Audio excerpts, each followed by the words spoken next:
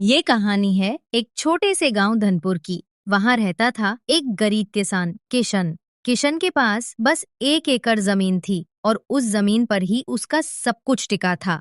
हर साल वो फसल बोता, मेहनत करता, लेकिन मौसम उसका साथ नहीं देता था। राधा, उसकी पत्नी।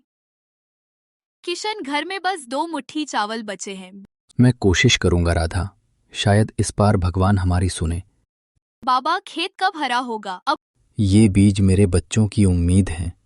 जो भी हो, मैं इन्हें जरूर बोऊंगा। हाँ राधा, अब हमारी मिट्टी जिएगी।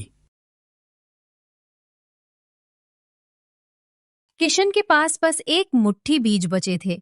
अगर वो उन्हें बोए और फसल ना उगी तो उसके पास कुछ भी नहीं रहेगा। लेकिन अगर किस्मत साथ दे तो वही बीज उसकी उम्मीद बन सकते थे। अगले दिन सूरज उगने से पहले किशन अपने खेत में पहुंचा। मिट्टी सूखी थी, दरारें पड़ी थीं, लेकिन उसके मन में हिम्मत बाकी थी।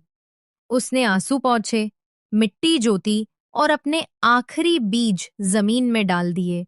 फिर आसमान की ओर देखा।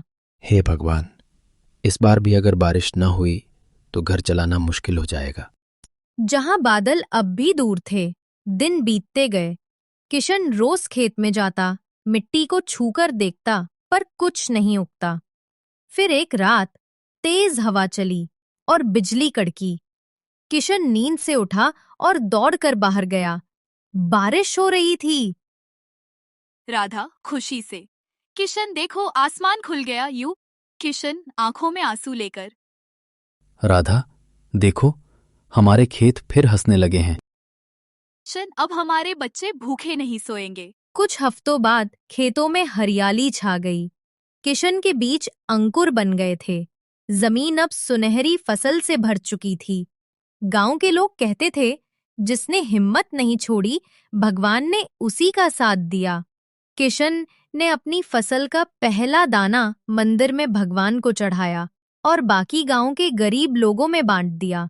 गांव के लोग कहते हैं, जिसके पास मेहनत और भरोसा हो, वो गरीब होकर भी अमीर होता है।